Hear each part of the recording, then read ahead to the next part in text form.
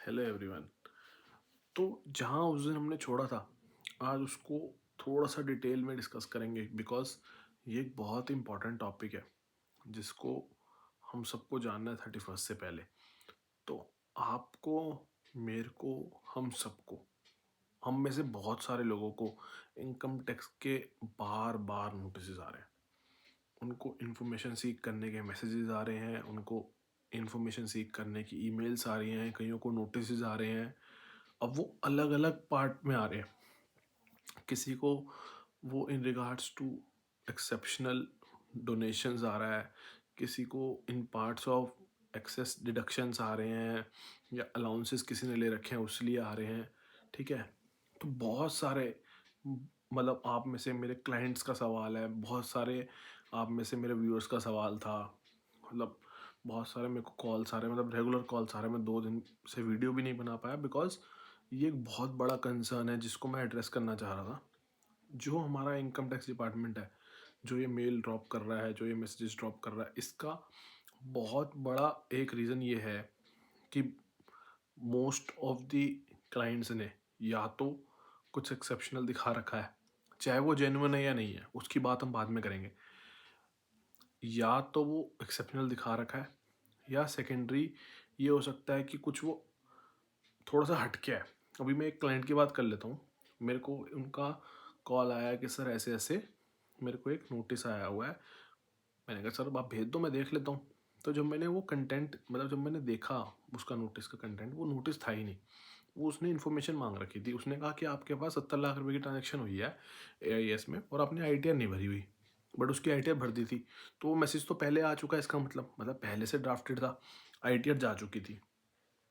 उसमें दूसरी चीज़ जानने वाली ये थी कि उन क्लाइंट ने क्या किया था, अपनी ITR के अंदर सब कुछ दिखाया था, उसकी भी कोई दिक्कत नहीं थी, वो भी मैंने चेक कर लिया। जो एक मिसिंग पॉइंट था ये था कि यार उन्होंने ना एक प्रॉपर्टी परचेज की थी। ठीक है। अब वो प्रॉपर्टी परचेज करी तो यार वो प्रॉपर्टी परचेज तो हम नहीं दिखाएंगे ना ITR के अंदर। हमने सेल तो करी नहीं, प्रॉपर्टी परचेज करी है, तो उसको मैं कहाँ दिखाऊंगा? उसको मैं कहीं नहीं दिखाऊंगा। ठीक है। बट डिपार्टमेंट की नज़र में वो एक चीज़ एक्सेप्शनल आई, तो इसलिए उनको वो इंफॉर्मेशन सीख करने वाला मैसेज आया। आप मेरे कंटेंट को समझिए, मेरी बात को समझिए कि इन इनकम टैक्स डिपार्टमेंट आपको मैसेजेस भेज रहा है अगर कुछ एक्सेप्शनल उसको दिख रहा है AIS में, TIS में, जो या तो आपने रिपोर्ट नहीं करा, या अगर कर भी दिया तो वो कह रहा है यार अपनी ITR भर दो, रिवाइज कर दो, अगर कुछ गलत है तो उसको ठीक कर दो, बस वो इतना कह रहा है। सेकेंड, मतलब बहुत सारे लोगों को आ रहे हैं जिन्होंने डोनेशंस करी हैं। तो डोनेशंस करने का एक बहुत बड़ा, मतलब मैं आपको बता रहा हूँ, एक ये पॉइंट है कि डोनेशंस करने के बाद इस बार बहुत सारे क्लाइंट्स, मतलब एक ये रेड फ्लैग है डिपार्टमेंट की तरफ से, जिसमें शायद इंफॉर्मेशन ITR प्रोसेस ही नहीं हो रही है। ठीक है। तो इसका कोई वे आउट नहीं है। मतलब अगर आपने वो गलत करी हैं या अनरिकॉग्नाइज पार्टीज में करी हैं तो आप रिवाइज करो, नहीं करी तो जेन्युइन करी हैं तो यार उसको दिखाओ, कोई दिक्कत नहीं है।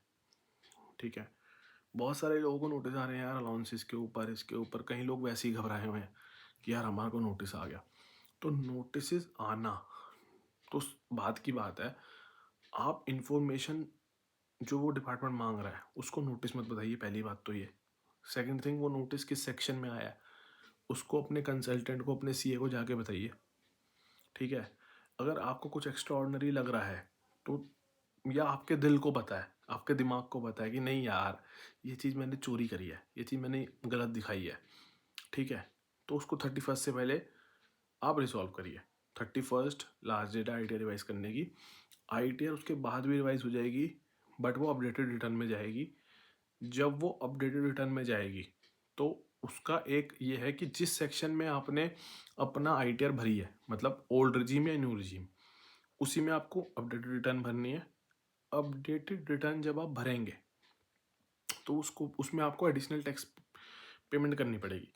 बस इसका एक ये ड्रॉबैक है, 31st के बाद भी आप भर सकते हैं अनटिल एंड अनलेस आपकी असेसमेंट ना ओपन हो जाए किसी भी सिनेरियो में। तो अगर आपकी असेसमेंट ओपन हो रही है किसी एक सिनेरियो में तो आप फिर नहीं भरेंगे अपडेटेड रिटर्न, बिकॉज वो इनफेक्टिव है। कई लोग उसमें भी भरना चाह रहे हैं बट वो इनफेक्टिव है। अब मेरे एक क्लाइंट को नोटिस आया, तो भाई वो झूठ पे झूठ बोले जा रहा है डिपार्टमेंट को, तो और वो हमसे कंसल्टेंसी नहीं ले रहे, वो अपने आप ही भरे जा रहे हैं, बिकॉज उनकी नज़र में वो चाह रहे हैं कि यार नहीं, हम जो कर रहे हैं वो सही है। तो कई लोग कह रहे हैं यार हम सरेंडर क्यों करें, तो सर या मैडम, सरेंडर आप तब करो जब आपको पता है कि आप गलत हो। सेकंड, अगर आपको नोटिस आ गया है तो नोटिस पे फाइट वहाँ पे की जाती है जहाँ पे हमें लगता है कि हम बचा लेंगे, या जहाँ पे हमें लगता है कि this is the right way, this is the right method. ठीक है, आप गलत चीज़ को गलत बता रहे हो, सही चीज़ को भी गलत ही बता रहे हो, तो डिपार्टमेंट आपको डबल फंसाएगा। तो मैं आपको ये बताना चाह रहा हूँ कि कोई बहुत बड़ा इसमें साइंस नहीं है। इट्स जस्ट कि you have to consult your chartered accountant, you have to consult your consultant, मतलब आप किसी को भी कंसल्ट करो यार, बट वो एक्सपर्ट को कंसल्ट करो। एक्सपर्ट को कंसल्ट करोगे तो आपका जो काम है वो मतलब थोड़ा बेटर वे में हो जाएगा। थोड़ा नहीं, बहुत बेटर वे में हो जाता है, बट कई लोग अभी कंसल्टेंसी की पावर को नहीं समझते, तो लेट देम गो। ठीक है, बट ये इन जनरल मैसेज है कि इससे घबराना नहीं है, इसके इसके साथ चलना है, इसको फाइट करना है। डिपार्टमेंट की तरफ से भी ये एक हरासमेंट है, हरास कर रहे हैं, या रेगुलर वीडियोस आ रही हैं, बार बार वीडियोस बनाई जा रही हैं डिपार्टमेंट की तरफ से, मैसेजेस आ रहे हैं, मेल्स आ रहे हैं, सब कुछ आए जा रहे हैं। तो इसको थोड़ा सा आपको ये देखना है कि नहीं यार, हमारी गलती नहीं है, हम नहीं रिवाइज करेंगे, तो ठीक है, हमारी गलती है तो रिवाइज करेंगे, कोई बात नहीं। और अगर आपको लगता है कि यार कोई बात नहीं, नोटिस आ जाएगा, तो यार इवन सीएस आपके फाइट करेंगे अगर आप ठीक हो तो। ठीक है, तो मेरे कहने का मतलब ये है कि आपको हर चीज़ को एक पॉजिटिव मैनर में डील करना है। आप हर चीज़ का एक सोल्यूशन है इस वर्ल्ड में, तो ये तो कोई प्रॉब्लम ही नहीं है। बट डिपार्टमेंट जो बार बार मैसेजेस करके जिनकी गलती नहीं है उनको ही परेशान कर रहा है, ये डिपार्टमेंट की तरफ से एक, मैं कह रहा हूँ कि सेटबैक है या क्या है, मुझे समझ नहीं आ रहा। वो किस तरीके से पैसे निकालना चाह रहा है अपने, मतलब इतने सारे टैक्स पेयर्स हैं यार, मोस्टली सैलरी वाले हैं, सैलरी वालों को इतना ज़्यादा परेशान किया जा रहा है इस टाइम पे। But still it's okay.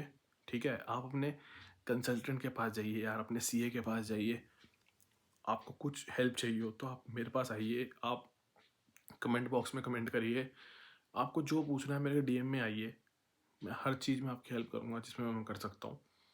And 31st से पहले अगर आप रिवाइज करना चाहते हैं तो भी आप करिए, अगर उसके बाद करना चाहते हैं तो यू में कर सकते हैं, ITR यू में, अपडेटेड रिटर्न में, उसमें करिए। ठीक है, but be vigilant, be informed, and be practical about things. Thank you everyone.